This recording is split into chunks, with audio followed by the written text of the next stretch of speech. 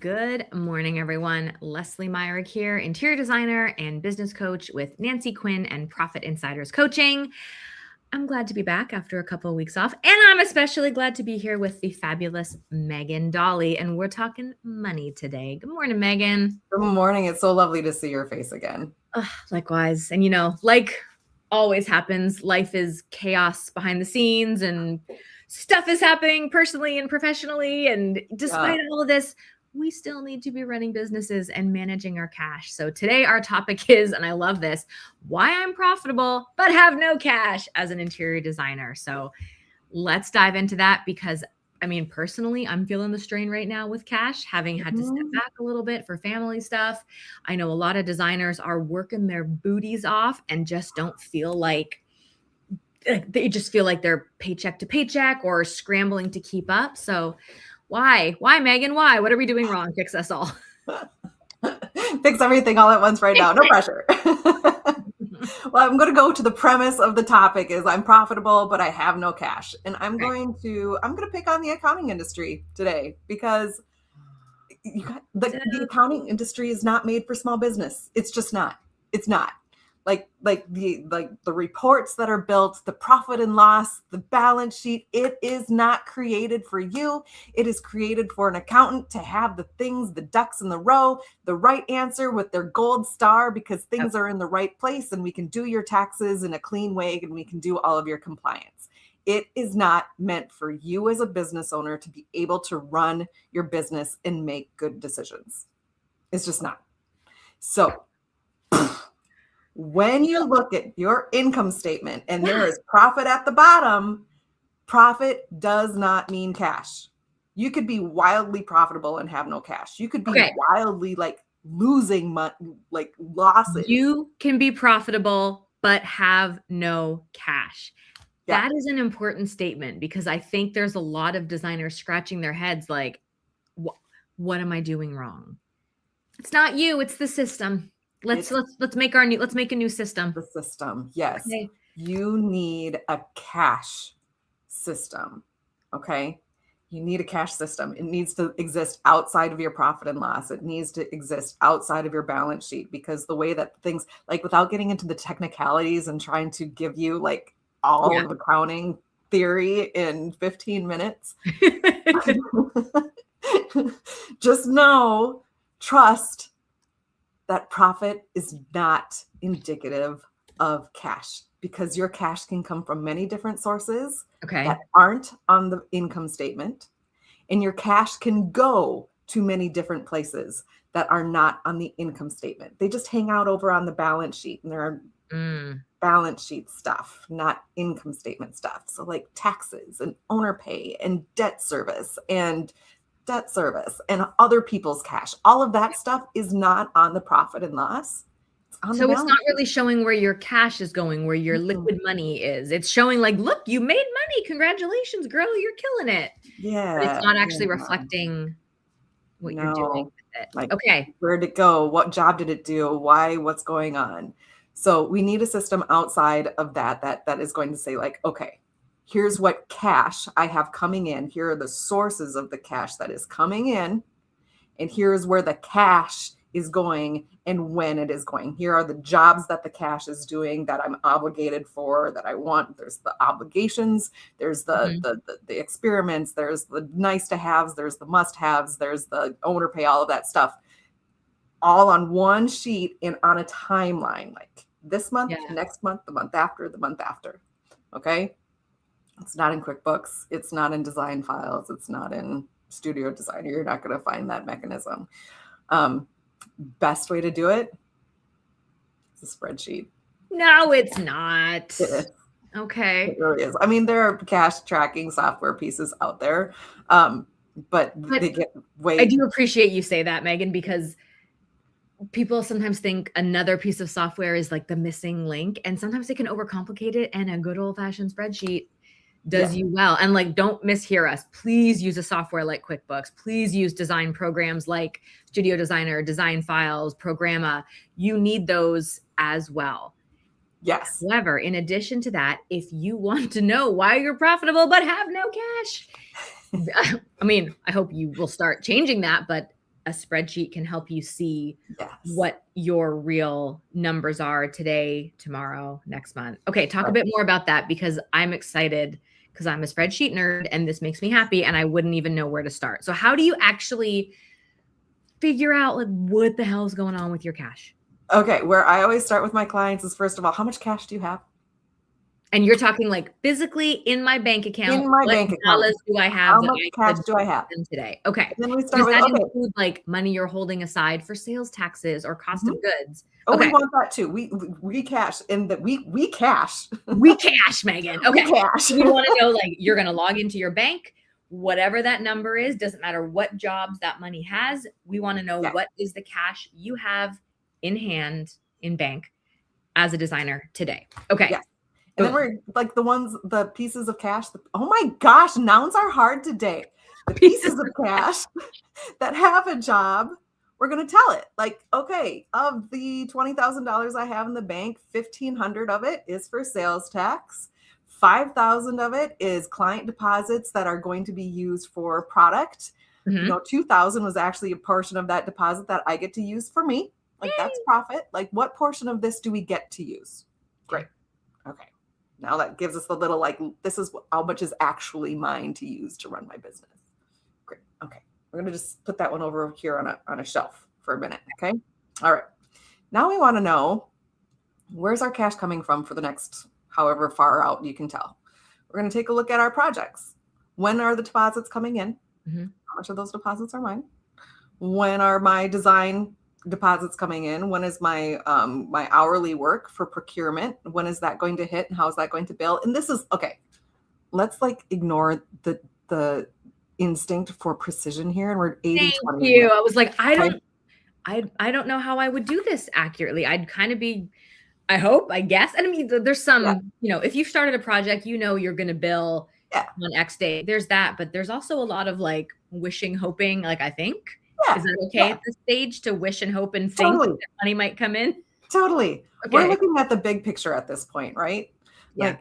Like, I'm not interested in finding the little dimes in the cracks right now. I just want to know what the future holds for me. And if there's something, like if there's a train coming down the track, if I need to look out for that train coming down the track. And this is going to give me a good idea if it's a toy train or if it's a steam engine. If it's just going to like drive by you and be a minor blip, or it's going to knock you in your minor butt. blip. Okay. Yeah. Where's the cash coming from for the next 6 months ish? Okay. And it might be like, I've got the Jones project. I've got the Nelson project. This is about what it's going to be. This one, I don't know for sure if I'm going to get it. Go ahead and put it on there, because we can take it off and see what the difference is. Like, put it on, take it off, put it on, take it off. And then, so we're going to plot those by month, just columns, month 1, 2, 3, 4, 5. And then we're going to go plot where the cash is going. So this is where I like to use the income statement to start with. Like, that's a really easy button of like, okay, it looks like my expenses average around, I don't know, $15,000 a month, right? I got to pay for my product on that project. So that product will be paid for about the same time. I'm not going to be like, oh, I don't know, part of it's going to be paid for here. Ugh, I'm getting $100,000 for the product. I'm going to pay 60 of that out. I'm going to put that about the same time. Right. I love this. Like, we are not looking for nickel and dime numbers. We are just trying to get a general sense of where are we at. Are we talking like $100,000 or $10,000 or $1 million? Right. Okay. Right. So where's the cash going? And then we're going to look under rocks for where else is the cash going? Like, do we have debt service payments? Are there credit card payments that we're making, tax payments that we're making? Family loans, owner pay. Sometimes owner pay, depending on how your bookkeeper does it, does not appear on the income statement. Or like, oh yeah, that's on the balance sheet. I pay myself this much. I need to pay myself this much a month, or I want to pay myself this much a month. So we're looking under the rocks of where the cash is going out. Okay. At the end of the day, we can see what the months are. We add up the cash that we can use that we started with that's on this shelf. Oh, we'll bring that back. Okay. We have this cash that we can use. We're going to add this much in the rest of February, and we're going to use this much in the rest of February. This plus this minus this gives us a number. In the next month, the same thing is going to happen. We're going to use the end of this month, and we're going to add that to what's coming in next month and subtract what's going out next month, and then about what's left over. And we're just going to copy that whole formula, just drag that formula right on over. So it's under each one of those columns. And we can see the ups and downs of where about the cash is going to come in or go out. Like, and if we're finding there's spots in the future that it's like, oh, I'm going in the negative there. Now we can start to move things around. Now, okay, maybe we need to accelerate this project. Maybe I need to slow down some of these expenses. We forget that we do have the authority over every dime that's in our bank account. That's a good reminder, because I think sometimes we feel like, well, you know, it is what it is. I can't control what projects are coming in or what the timing is, but you can to a point. And I say that as I understand, like, you don't always know when your next project, when the phone's going to ring, when someone's going to reach out, but I know for sure you have control over what you spend. Yeah. And you don't always have to spend money to make money. And I think that is a myth where you have to keep spending. And it's okay if you're looking at the numbers and going, oh my gosh, let's figure out, maybe you do need to tighten up a few things for a few months to feel better and more in control of your finances. And honestly, this is where some of the magic happens. I mean, certainly I'm not going to sugarcoat this and say that that it's not going to cause a reaction. Like, there is definitely an emotional reaction, regardless of if it's like, oh, you get that emotional relief of I'm okay, or you get that emotional, like, oh, that confirmation of, frankly, what you already knew. Yes. What you already knew instinctually. But this is where there is magic that happens, where I have seen people make some of the boldest, bravest decisions that catapulted their business into its next era. Like what? Are there examples you can share? I'm really curious what that might look like in reality. I mean, without giving away personal information. Yeah. Like, we often marry ourselves to expenses and say, as a designer, I have to have this, or I always wanted to have this component of my business. I invested heavily, and for the last 3 years, it's been eking along. And sometimes this is the permission that they need to cut that gangrene off. To stop throwing good money after bad. Yes. Yep. You're like, oh, been there, done that, felt that pain in my business. Yep. Yeah, get rid of the warehouse, get rid of the installation arm, perhaps, of your business, and let that be subcontracted.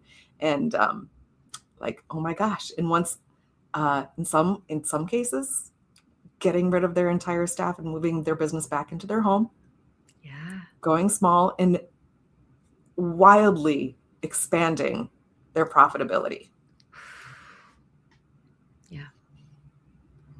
And there's nothing wrong with working from your home and enjoying a small, nimble, lean business, which is how I like it personally. Yeah. And that's one direction that I've seen it go. And the other direction that I've seen it also go is like when they look at the cash and like, oh, I can do that thing. I can hire. Like, there's room here to hire. There's room here to open up that little shop on Main Street. And then like the visibility of being on Main Street was actually a huge contributor to their business in the long run.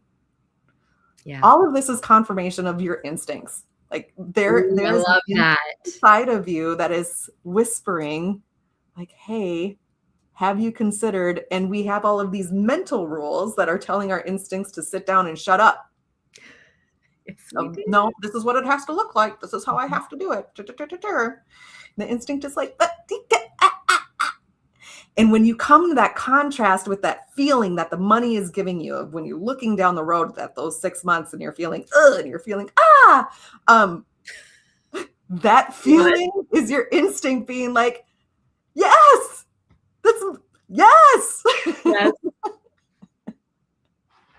Yeah. I love that trust your instinct vibe, because for some people, the instinct is, I want a retail store. I want a studio. Like, that is the goal and the dream and what they want. And for a lot of people, they are sort of told that's what they should want, but it is okay to want what you want and make your money and your business work for you. We all get to choose what this thing looks like, which is really exciting.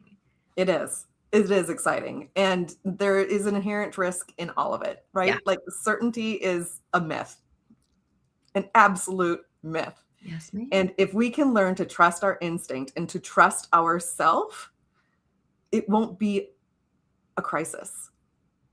When you can make really, really great decisions and still have bad results. It doesn't mean it was the wrong decision. Yeah.